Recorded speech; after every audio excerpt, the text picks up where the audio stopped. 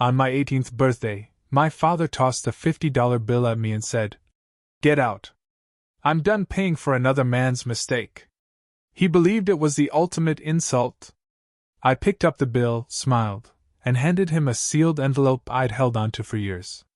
"I know," I said, and my biological father was waiting right outside. He looked out the window and his face turned ashen. Can you imagine spending 18 years feeling like a burden, only for the man who raised you to throw $50 in your face on your birthday, telling you were just another man's mistake? Well, that was my 18th birthday. But what he didn't know was, that $50 bill. It wasn't the end of my story, it was just the beginning of his absolute downfall. 18 years of cold silence. 18 years of missed recitals, whispered insults when he thought I couldn't hear. He thought this moment, this pathetic little act, would be the final chapter for me. He had no idea it was the prelude to an entirely different book. To truly understand what happened on that miserable March morning, I need to take you back a decade. Back to the first time I realized I wasn't like the other kids in my family. I was 8 years old. Spring recital at Highlands Ranch Elementary. I had practiced, for Elise, for 3 months straight, my small fingers knowing every single note by heart. My mom, Linda, sat in the front row, phone out, recording every second. She wore her favorite blue dress, the one she saved for special occasions. The seat next to her was empty. Richard had a last-minute meeting. Mom told me when I asked where he was. Even at 8 I noticed. He never had last-minute meetings. When Tyler had his soccer games. Tyler was 4 then, just a little kid, and Richard attended every single match, even the ones where my little brother just picked dandelions on the field instead of playing.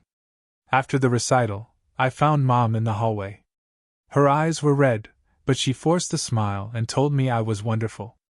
"Why doesn't Daddy ever come to my things?" I asked, a tiny, hopeful whisper. She didn't answer.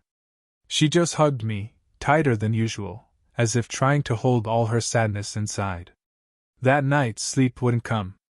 I crept downstairs for a glass of water and heard voices in the kitchen. Richard and Mom. They didn't know I was listening. "I told you I can't pretend forever." Richard's voice was low, laced with resentment. "Every time I look at her, I see the mistake you made." My mom's voice trembled. "She's a child, Richard. She's innocent in all of this. She's not my child. She never was. And the day she turns 18, she's out of this house." I didn't understand what mistake meant back then. I didn't know why Richard looked at me so differently than he looked at Tyler. But I understood one thing clearly: whatever was wrong with me, it made my mother cry. I went back to bed without the water, the words echoing in my head, and I started counting. Not the days until I could leave, but the days until I could finally understand why I was never enough.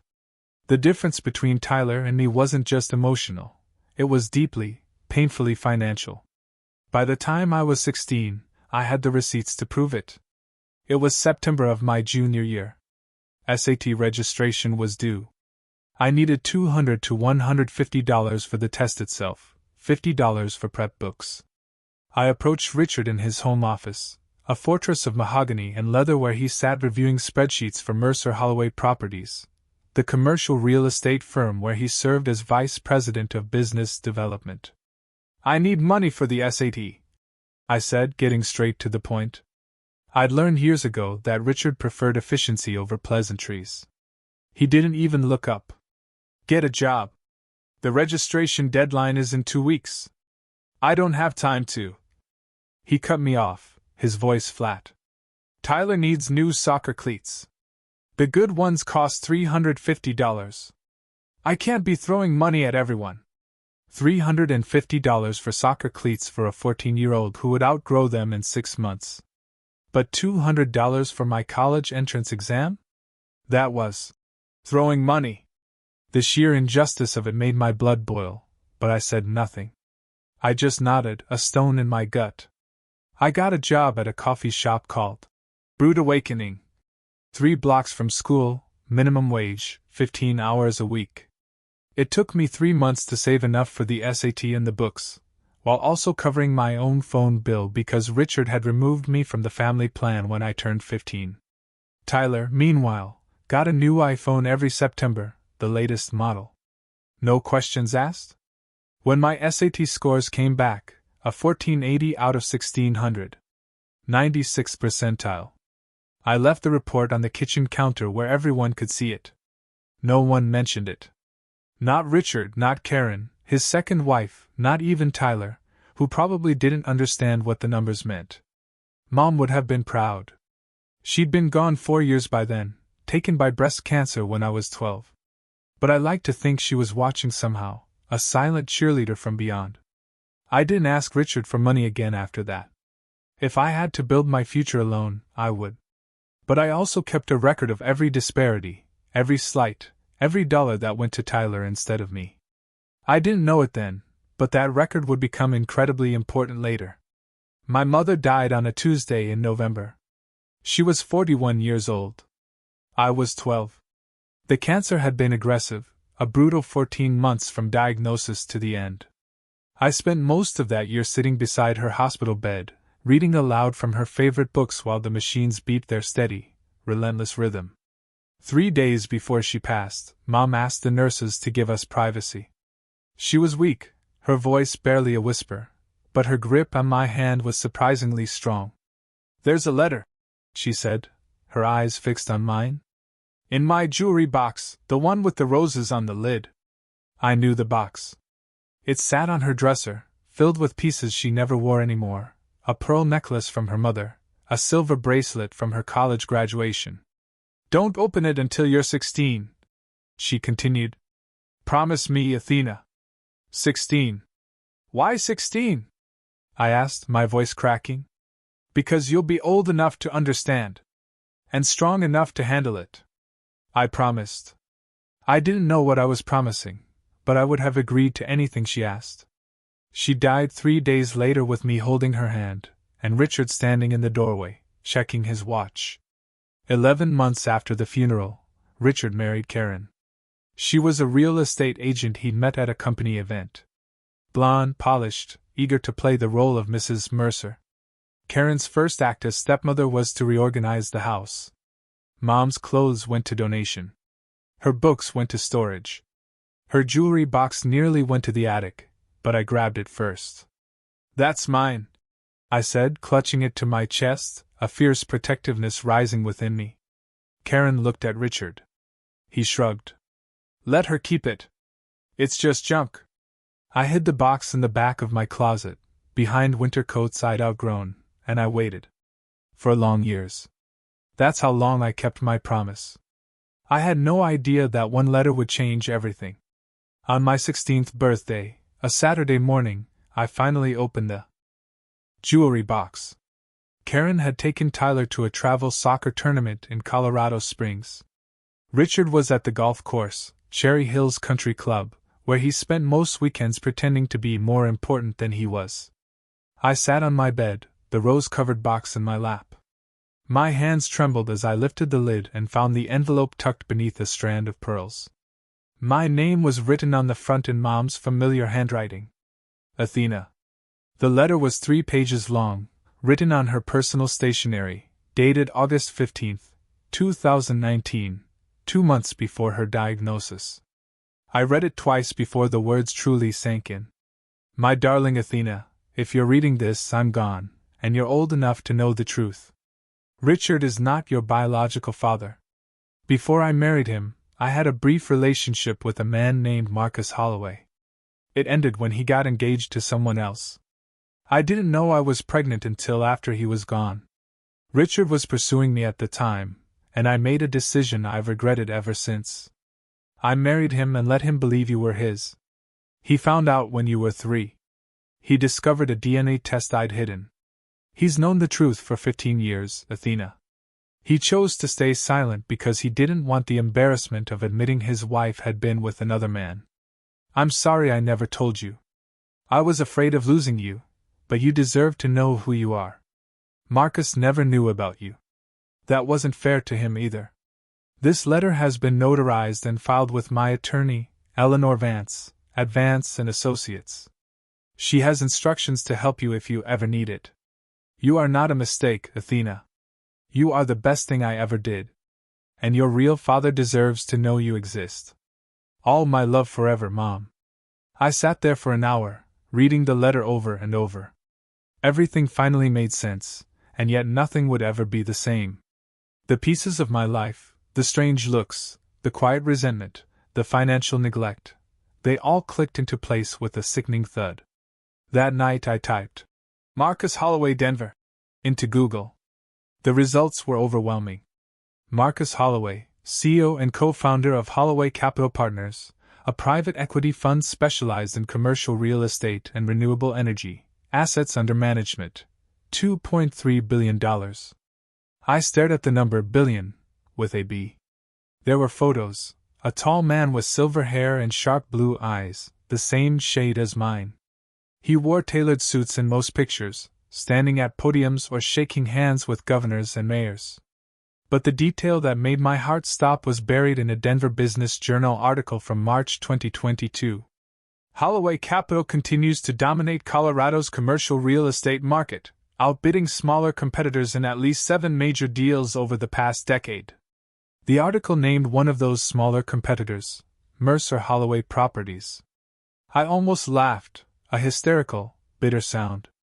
The company Richard worked for had Holloway in its name because Marcus had been a co-founder 20 years ago. They'd split over a business dispute, and Marcus had gone on to build an empire, while Richard remained a vice president at the firm they'd started together. Richard hated Marcus Holloway.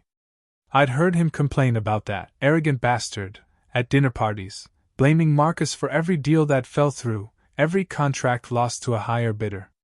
And now I knew why Richard looked at me with such contempt. Every time he saw my face, he saw the man who had beaten him at everything, business success, and apparently, my mother's heart. The question now was simple, terrifying, and exhilarating. Did Marcus Holloway want to know I existed? I waited 6 months before reaching out. I needed to be strategic. In September of my senior year, I wrote a letter to Marcus Holloway. Not an email, a physical letter, sent to Holloway Capital Partners headquarters in downtown Denver. I included a copy of Mom's letter and a simple request, an independent DNA test to confirm the truth. 2 weeks passed. Then 3. I checked the mailbox every day, my stomach churning with a mixture of hope and dread. On day 18, a response arrived. Not from Marcus directly, but from his attorney. The letter was brief and professional. Mr. Holloway was willing to undergo DNA testing at Gene Trust Labs, a certified facility. An appointment had been scheduled for October 15th. The test took 5 minutes, a cheek swab, some paperwork, a promise that results would arrive within 2 weeks. On November 8th, I received the report.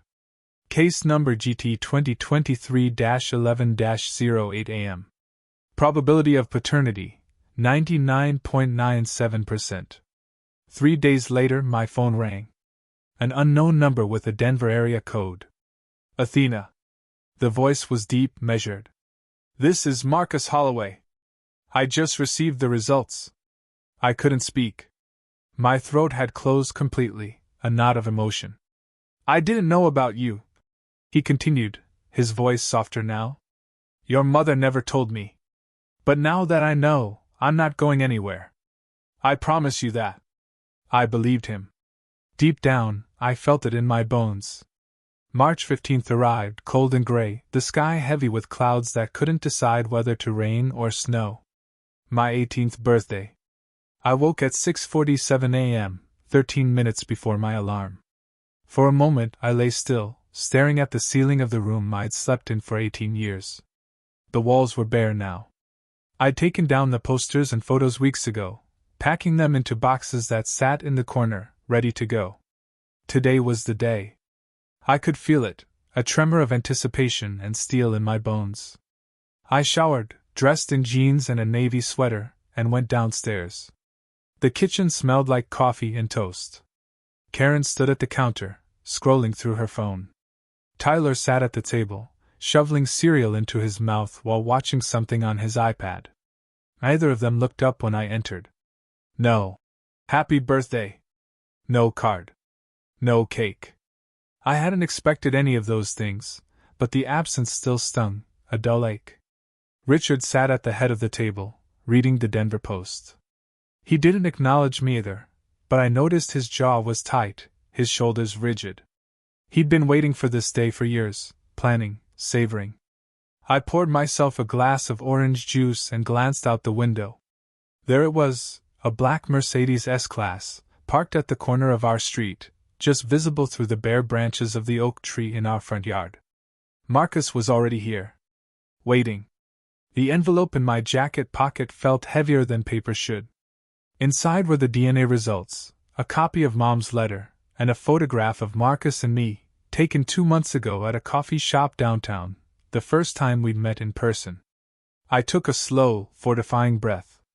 Whatever happened next, I was ready.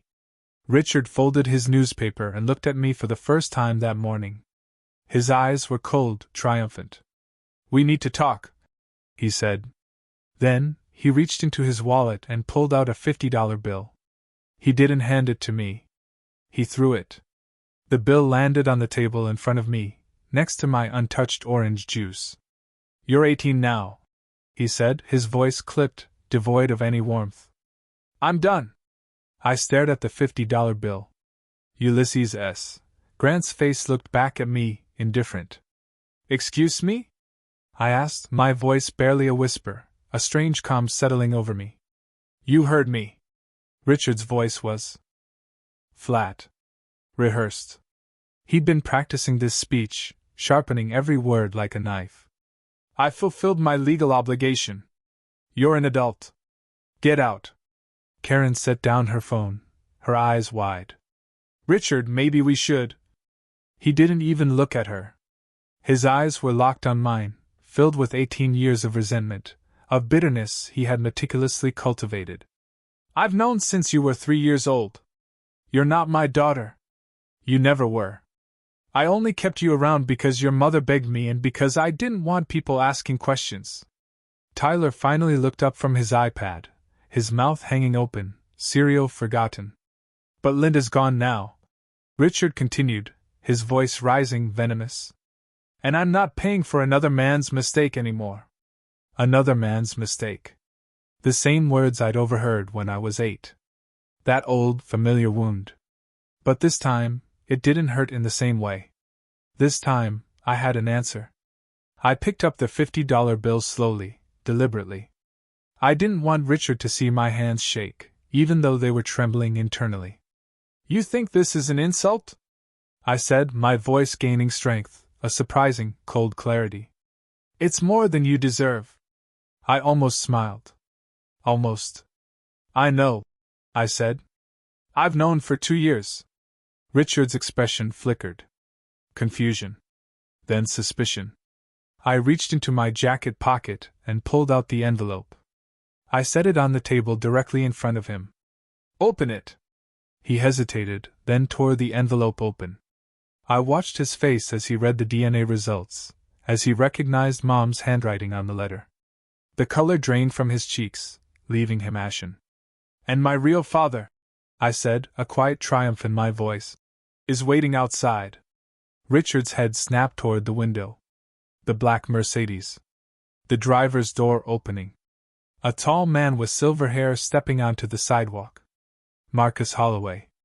Richard's face went gray. "No," he whispered, a strangled sound. "No, no, no." I watched Richard watch Marcus. The man who had tormented me for 18 years, who had made me feel worthless, unwanted, invisible, was frozen in place. His hand gripped the DNA report so tightly that the paper crumpled at the edges. Marcus walked up our driveway with the unhurried confidence of someone who had nothing to prove. He wore a charcoal overcoat and leather gloves, his silver hair perfectly styled despite the March wind. "That's impossible," Richard breathed, his eyes wide with a desperate denial. "You and him. Linda and—" He couldn't finish the sentence, the pieces of his carefully constructed reality shattering around him. "Before you," I said, a final, cutting truth. "Before she ever knew you existed." Karen had gone pale. She looked between Richard and the window, trying to piece together what was happening, her carefully manicured world crumbling. Tyler had abandoned his iPad entirely, his teenage apathy replaced by wide-eyed shock. "You planned this." Richard's voice cracked, full of accusation. "You've been planning this for 2 years." I confirmed. "Ever since I found Mom's letter. Ever since I learned that you knew the truth, and punished me for it anyway." The doorbell rang. Nobody moved. It rang again, a persistent chime echoing through the sudden, heavy silence. "I'll get it," I said.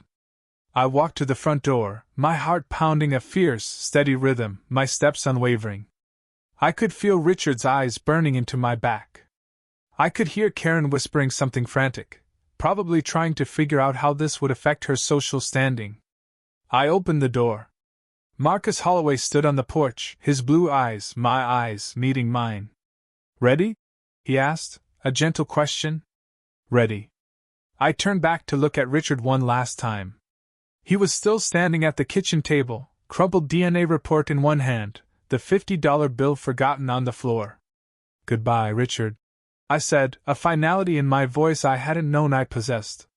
Marcus didn't wait for an invitation. He stepped past me into the foyer, his presence filling the space in a way Richard never could. "Richard?" Marcus's voice was calm, almost pleasant, but with an underlying steel. "It's been a while." Richard found his footing, rage giving him a shaky strength. "Get out of my house. I'm here to collect my daughter," Marcus said, his gaze dropping to the crumpled $50 bill on the floor. "The one you just threw out with a $50 bill. Generous of you. She's not your—" Richard stopped himself, the DNA results still in his hand, the evidence undeniable, irrefutable. 99.97%. Marcus supplied, a ghost of a smile playing on his lips. Gene Trust Labs doesn't make mistakes. Neither did Linda, apparently, when she chose not to tell me. Karen finally spoke, her voice thin. "Richard, who is this man?" "Marcus Holloway." Richard spat the name like poison. "My former business partner. The one who's been sabotaging my deals for years." "Sabotaging?" Marcus raised an eyebrow, a picture of cool amusement. "I believe the word you're looking for is outperforming. There's a difference." I stood by the door, watching the confrontation unfold. Part of me wanted to intervene, to scream or run, but a larger part understood that this moment wasn't about me. It was about Richard finally facing the consequences of his cruelty. "You think you've won something?" Richard stepped closer to Marcus, his fists clenched, shaking with fury. "Taking her doesn't change anything. She's still Linda's mistake. She's still a—" "Careful." Marcus's voice dropped, losing its pleasant veneer, becoming cold and dangerous. "That's my daughter you're talking about. And I've spent the last 6 months learning exactly how you've treated her." The words hung in the air, heavy with unspoken threats. "I know about the SAT money you refused," Marcus continued, his voice a low rumble.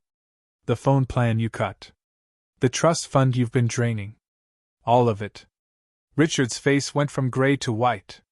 "How?" "It doesn't matter how. What matters is that everything you've done to Athena will have consequences. Starting today." Marcus reached into his coat and produced a manila folder. He set it on the kitchen counter directly in front of Karen, who flinched as if it might bite her. "Linda left Athena a trust fund," Marcus said. $180,000, to be managed by her legal guardian until she turned 18. He flipped open the folder. "That guardian was you, Richard." Richard's jaw tightened. "I had every right to access those funds. Raising a child is expensive." "Is it?" Marcus pulled out a spreadsheet, bank statements highlighted and annotated. "According to these records, you withdrew $47,000 over the past 5 years for child-rearing expenses." He looked at me, a silent question in his eyes. "Athena, did Richard pay for your SAT registration?" "No." "Your phone bill?" "No." "School supplies? Clothes? Extracurriculars?" "I paid for everything myself, with money I earned working at a coffee shop." Marcus turned back to Richard, his gaze piercing. So where did $47,000 go? Silence. Karen's eyes darted to the spreadsheet.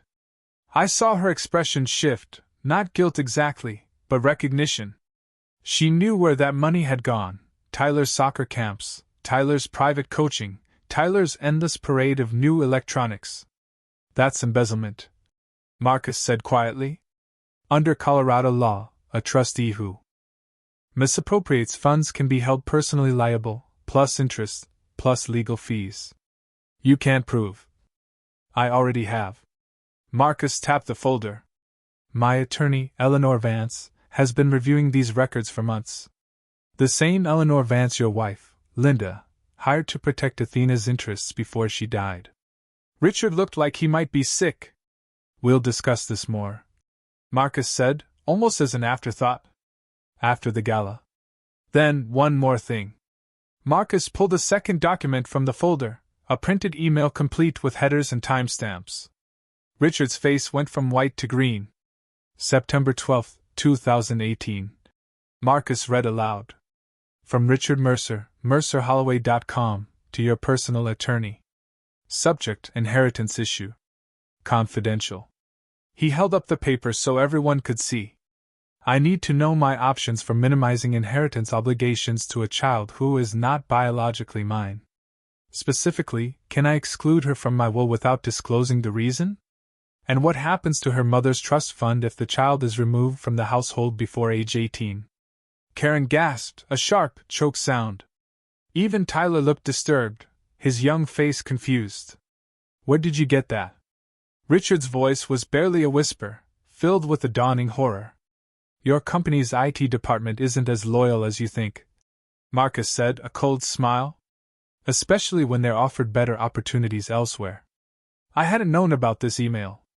Marcus had mentioned he was gathering evidence, but I didn't realize how deep he dug. You've been planning to cut me out since I was 12. I said, the words coming out steady, factual. Before Mom even died. Richard couldn't meet my eyes. The gala is in 1 week, Marcus said, tucking the documents back into the folder. I suggest you spend that time consulting with your lawyer, because after Saturday night, everyone in Denver's business community will know exactly what kind of man you are. He extended his hand to me. Athena, let's go. I took one last look at the kitchen, at Karen's frozen expression, Tyler's confusion, Richard's crumbling composure. Then I walked out the door with my father. My real father. The story's just getting started, everyone. Richard threw me out, thinking he'd won, but he had no idea who my real father was. And the best part? It's still coming. In 1 week, everyone Richard spent his whole life trying to impress would learn the truth about him. I should have known Richard wouldn't go quietly. The week after my birthday, I moved into a guest apartment in Marcus's building downtown, a sleek high-rise with floor-to-ceiling windows overlooking the city. It was temporary, just until I started college in the fall, but it felt like a different planet compared to the house in Highlands Ranch. For the first few days, I let myself breathe. I unpacked my boxes. I explored the neighborhood. I had dinner with Marcus twice, awkward but genuine conversations where we tried to fill 18 years of silence. Then the attacks began. On Tuesday, March 18th, I received a call from my high school principal. Richard had contacted her, claiming I was emotionally unstable and fabricating stories about my family. He suggested I might need a psychological evaluation before graduation. The principal, thankfully, knew me well enough to be skeptical, but the call still shook me. He was trying to hurt me, even when I was finally free. On Thursday, an email arrived from the University of Colorado Boulder's admissions office. Subject line: clarification needed. Dear Miss Anderson, we have received information suggesting inconsistencies in your financial aid application. Specifically, concerns have been raised about your family's situation and guardianship status. Please contact our office to schedule a meeting before your enrollment can be finalized. Deadline April 1st. I stared at the email for 10 minutes, my blood running cold, before calling Marcus. He's trying to destroy my future, I said, my voice tight with frustration. He can't hurt me directly anymore, so he's going after everything I built. Marcus was quiet for a moment. Eleanor Vance will handle the university and the principal. Richard is digging his own grave. He just doesn't know it yet. What do you mean? The gala is Saturday, he replied, his voice calm, steady. He'll be there to accept his award, and so will we. I didn't understand yet, not fully, but I would. Richard wasn't just going to lose. He was going to lose in front of everyone who mattered to him. The 15th Annual Denver Chamber of Commerce Charity Gala was the social event of the spring season. I learned this from Marcus, who explained it over dinner on Friday night, the eve of the event. 400 guests, he said, cutting into a steak. Business leaders, investors, city officials, everyone who matters in Denver's commercial real estate world will be there. And Richard? He's being honored as Developer of the Year. Marcus's smile was thin, edged with a quiet anticipation. An award he's been campaigning for since 2019. It's the validation he's always wanted. Proof that he belongs among the city's elite. I pushed my salad around my plate, a knot of nerves and excitement in my stomach. So we're going to take that away from him? No. Marcus set down his knife and fork, his eyes gleaming. We're going to let him take it away from himself. All we have to do is show up. The gala was being held at the Four Seasons Hotel downtown, in the grand ballroom on the second floor. Black tie. Champagne. A silent auction benefiting children's literacy programs. Marcus Holloway was the primary sponsor, having donated $500,000 to the cause. As lead sponsor, I give the opening remarks. Marcus explained. I have about 10 minutes on stage before they start handing out awards. What are you going to say? He reached across the table and squeezed my hand, his touch warm and reassuring. The truth. That's all. Just the truth. I thought about Richard, probably at home right now, rehearsing his acceptance speech, practicing his humble smile in the mirror, imagining the applause, the handshakes, the photos that would appear in the Denver Business Journal. He had no idea what was coming. What should I wear?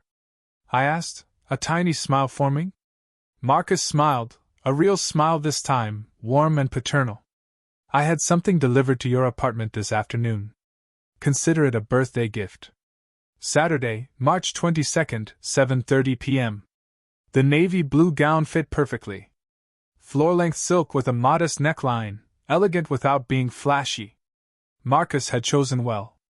We arrived at the Four Seasons together, his hand steady on my elbow as we walked through the gilded lobby. Crystal chandeliers cast warm light across marble floors. Well-dressed couples mingled near the bar, their laughter echoing off high ceilings. I'd never been to anything like this. My world had been coffee shops and high school hallways, not ballrooms and champagne flutes. But I kept my chin up and my shoulders back, channeling every ounce of composure I'd developed over 18 years of surviving Richard's household. We entered the ballroom at 7:04 p.m. I know the exact time because I checked my phone, wanting to remember every detail. The room was stunning, round tables draped in white linen, centerpieces of white roses and eucalyptus, a stage at the far end with a podium and a massive screen displaying the Chamber of Commerce logo. And there, near the bar, stood Richard. He wore a tuxedo that probably cost more than my entire wardrobe. Karen was beside him in a red dress, laughing at something one of the investors said. Richard held a champagne flute, gesturing expansively as he told some story about a recent deal. Then he saw me. The champagne flute froze halfway to his lips. His eyes moved from my face to Marcus, then back to me. I watched the color drain from his cheeks in real time. He excused himself from his group and strode toward us, his expression murderous. "What the hell are you doing here?" he hissed, his voice low but vibrating with suppressed fury. "I was invited," I said calmly, meeting his gaze. "My father is the lead sponsor." Several heads turned at the word. "Father." Phones appeared in hands. Someone whispered. Richard's jaw clenched so tight I thought his teeth might crack. He had never been good at controlling his temper, especially after a few drinks. "Richard!" Karen appeared at his elbow, her face tight with alarm, trying to pull him back. Not here, please. He shook her off. No. Everyone needs to know what's happening here. He pointed at me, his finger trembling with rage. This girl is not my daughter. She's the product of my late wife's affair. A bastard I was forced to raise for 18 years. Gasps. Murmurs. I saw at least 3 phones rise, cameras pointed in our direction. I gave her a roof over her head. Richard continued, his voice rising, gaining momentum. I fed her. I clothed her. And this is how she repays me, by showing up here with him. I didn't respond. I didn't need to. Richard was doing all the work himself. She's a liar and a manipulator, just like her mother was. Linda fooled me for years. And now her daughter is trying to do the same thing. Don't believe a word she says. The ballroom had gone quiet. Even the string quartet had stopped playing. I felt Marcus's hand on my shoulder, steady, reassuring. Are you finished? I asked Richard, my voice clear and steady despite the chaos. His face was red now, veins visible at his temples. I'm just getting started. You think you can ruin me? You're nothing. You've always been nothing. I looked at him, really looked at him, for what might be the last time. I don't need to ruin you, Richard, I said, a faint, almost pitying smile on my lips. You're doing that yourself. From the corner of my eye, I saw Marcus walking toward the stage. It was time. The MC, a silver-haired woman in a black sequined dress, tapped the microphone. Ladies and gentlemen, if I could have your attention, please.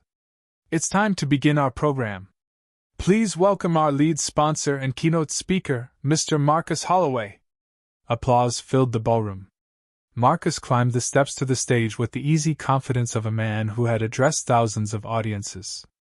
He shook the MC's hand, adjusted the microphone, and smiled out at the crowd. Thank you all for being here tonight, he began. The Denver Chamber of Commerce Charity Gala has raised over $12 million for children's literacy programs over the past 15 years. That's something we should all be proud of. More applause. Richard had retreated to his table, his face still flushed, Karen whispering urgently in his ear. Tonight I want to talk about something personal, Marcus continued, his voice carrying easily through the room. About family. About the choices we make and the consequences that follow. A ripple of curiosity passed through the crowd. This wasn't the typical sponsor speech. 20 years ago, I made a choice that I've regretted ever since. I walked away from someone I cared about because I thought I had better options. I didn't know then that she was carrying my child. The whispers intensified. I saw heads turning, searching for context. 6 months ago, I received a letter from a remarkable young woman. She had spent 2 years researching her own history, gathering evidence, building a case. She did this not for revenge, but for truth, for the right to know where she came from. Marcus looked directly at me, his gaze full of pride and affection. That young woman is here tonight, and I'd like to introduce her to you, not as a secret, not as a scandal, but as my daughter. He extended his hand toward me. Athena, would you join me on stage? The walk to the stage felt like it took an hour. 400 faces watched me cross the ballroom floor. 400 pairs of eyes tracked my every step. I heard whispers. Holloway's daughter? Who is she? Did he say 18 years? I climbed the stairs and took Marcus's hand. He pulled me gently to his side, facing the crowd. This is Athena Anderson, he said into the microphone. Or as I hope she'll allow me to call her someday. Athena Holloway. My daughter. The applause started slowly, then built. Not everyone clapped, some were too stunned, others too busy processing, but enough did that the sound filled the room. Athena spent 18 years in a household that didn't want her. Marcus continued, his voice firm, powerful. She was told she was a mistake. She was denied basic support, while her stepbrother received everything. She paid for her own SAT registration by working at a coffee shop because the man who was supposed to be her guardian refused to give her $200. I saw Richard's table. His face was ashen. Karen had her hand over her mouth. The other guests at their table were leaning away, as if Richard's disgrace might be contagious. Despite all of that, Marcus said, his voice brimming with emotion, Athena graduated with a 3.9 GPA. She scored in the 96th percentile on her SATs. She earned a partial scholarship to the University of Colorado Boulder. She did all of this alone, without help, without support, without anyone telling her she was worthy. He turned to me, his eyes glistening. I missed 18 years of your life, Athena. I can't get those back. But I can promise you this, from today forward, you will never be alone again. I couldn't speak. My throat was too tight, so I just nodded and squeezed his hand. The applause was deafening. Marcus gestured toward the side of the stage where a woman in a tailored gray suit stood waiting. For those who might question the validity of what I've shared, allow me to introduce Eleanor Vance, senior partner at Vance & Associates. Eleanor stepped forward, her presence commanding immediate respect. She was in her late 40s, with sharp features and the composed demeanor of someone who had spent decades in courtrooms. Good evening, she said into the microphone, her voice crisp and clear. I have in my possession the following documents. First, a notarized letter written by Linda Anderson Mercer on August 15, 2019, attesting to Marcus Holloway's biological paternity of her daughter, Athena. Second, DNA test results from GeneTrust Labs, dated November 8, 2023, confirming a 99.97% probability of paternal match between Mr. Holloway and Miss Anderson. She held up a folder, the same folder Marcus had shown Richard a week ago. These documents have been authenticated and are available for legal review. There is no ambiguity here. Athena Anderson is Marcus Holloway's biological daughter. The room buzzed with reaction.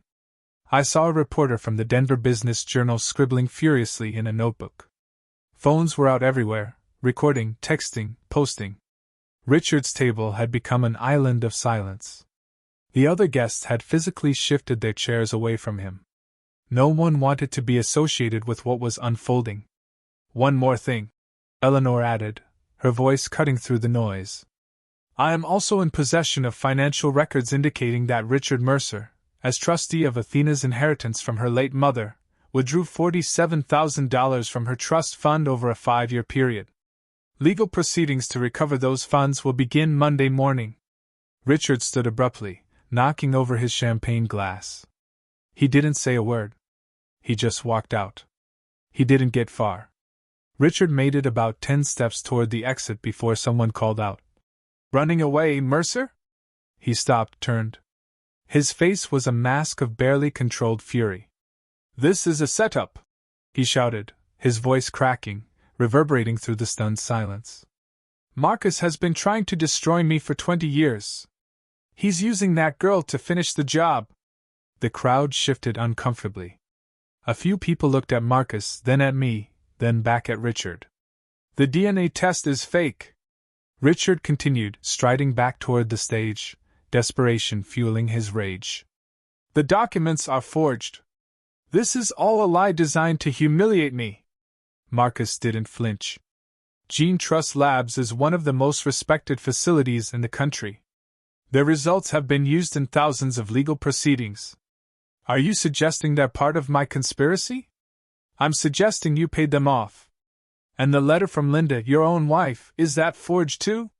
Richard's mouth opened, then closed. He had no answer. "You called my daughter a bastard in front of 50 witnesses," Marcus said, his voice dropping to something cold and dangerous. "You admitted publicly that you knew she wasn't your biological child and that you resented her for it. You did that before I said a single word." Murmurs of agreement rippled through the crowd. "Everything that's happening to you tonight, Richard, you brought on yourself."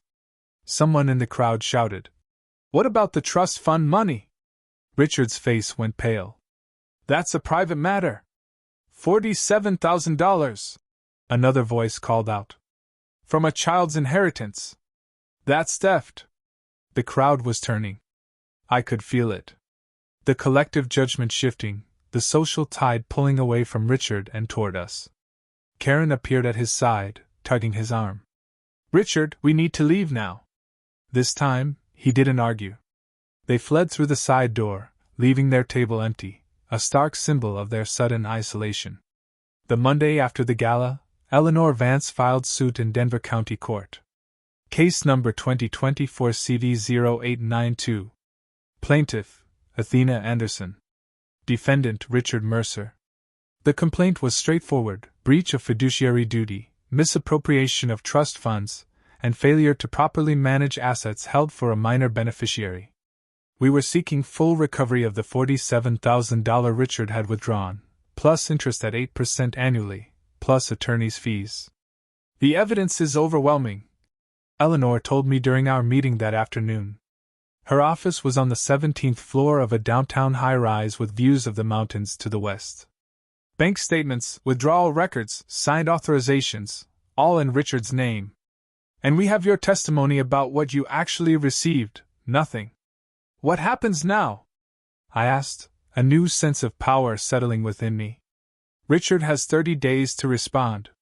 He can settle, or he can fight. But fighting means discovery. And discovery means we get access to all his financial records. She smiled slightly, a knowing look. I don't think he wants that. I thought about the email Marcus had shown me. The one where Richard asked his lawyer about cutting me out of the will. If that email existed, what else was hidden in his files? There's something else, Eleanor continued. The university situation has been resolved. I spoke with the admissions office this morning. They've reviewed the concerns Richard raised and found them baseless. Your enrollment is confirmed. Relief washed over me, a physical lightness. Thank you, I breathed. Don't thank me. Thank yourself? You built an impeccable record despite everything working against you. Richard's accusations only made him look petty and vindictive. I left Eleanor's office feeling lighter than I had in years. The legal process would take time, months probably, but the outcome was no longer in doubt. Richard had spent 18 years making me feel powerless. That was over now. Richard's lawyer called Eleanor on April 10th, 3 weeks after the lawsuit was filed. They want to settle, Eleanor told me over the phone. Full repayment of the $47,000, plus $8,500 in accrued interest, plus our legal fees, $12,000. They're also agreeing to transfer the remaining balance of your mother's trust fund immediately. I did the math in my head. That's over $200,000 total. $200,500 to be precise, she confirmed. And they're not contesting anything. No discovery, no depositions, no trial.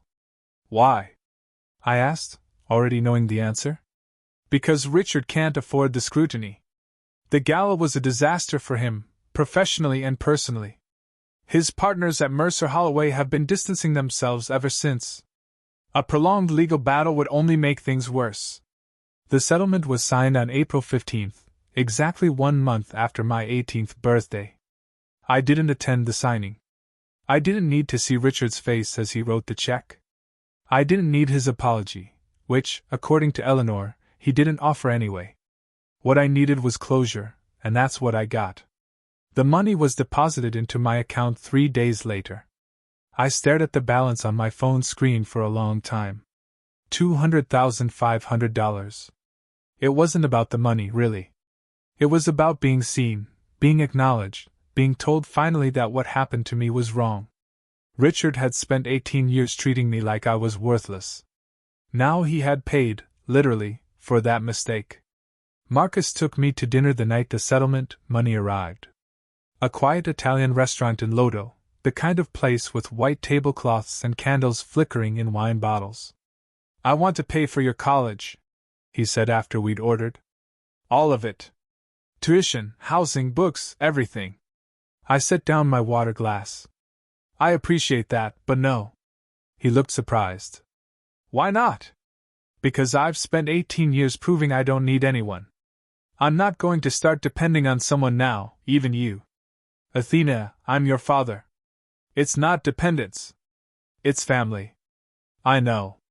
I reached across the table and touched his hand. And I'm grateful you're in my life.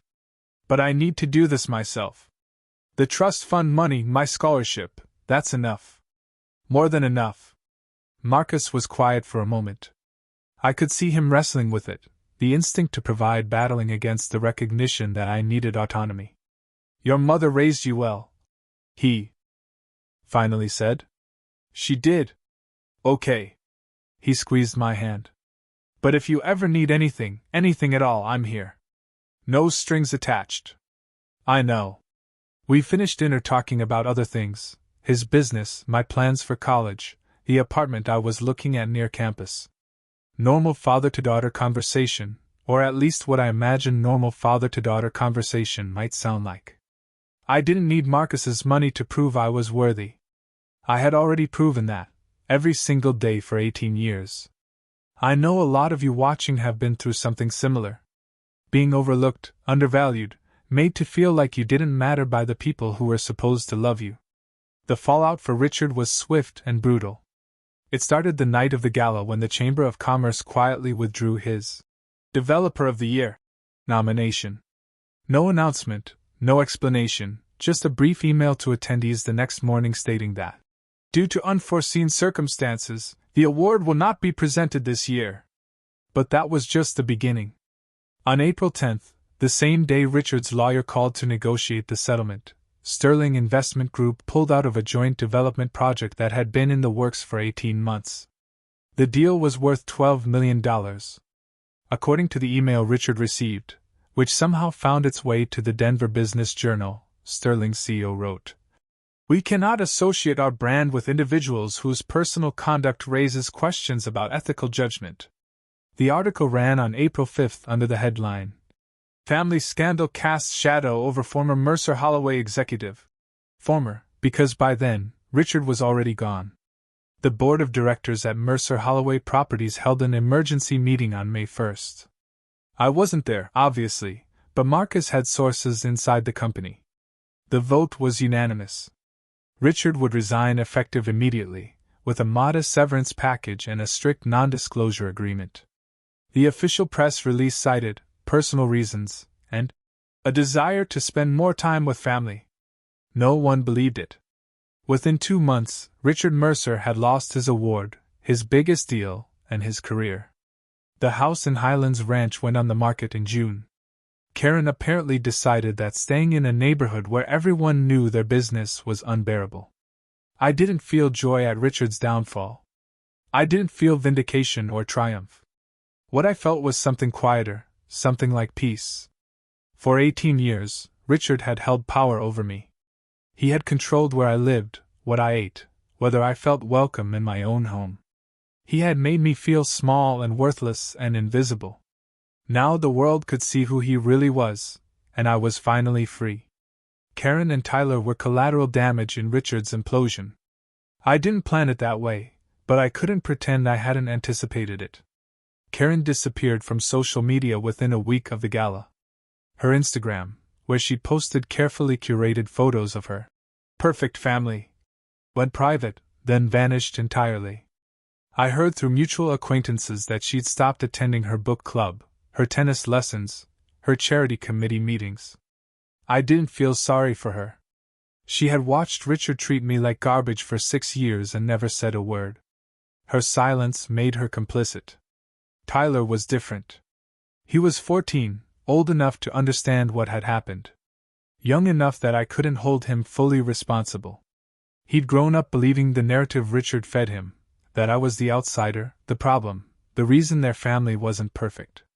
3 months after the gala, I received a text message from an unknown number. "Athena, it's Tyler.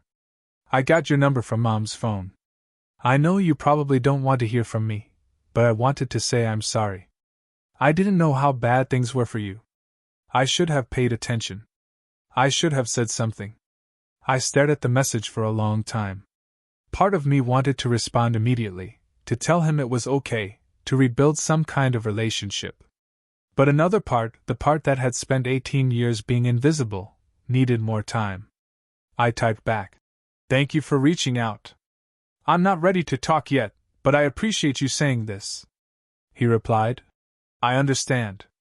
Whenever you're ready, if you're ever ready." I saved his number but didn't add him to my contacts. Maybe someday, but not today. In August, I moved to Boulder. My apartment was small, a one-bedroom unit in a complex near campus with a view of the Flatirons from the kitchen window. I furnished it with second-hand finds from thrift stores and Facebook Marketplace. A blue couch, a wooden desk, a bed frame that squeaked when I rolled over at night. It was perfect. The trust fund money sat in a savings account earning modest interest. I used it for tuition and rent, careful to budget so it would last all 4 years. My scholarship covered the rest. I didn't touch a penny of Marcus's money. I didn't need to.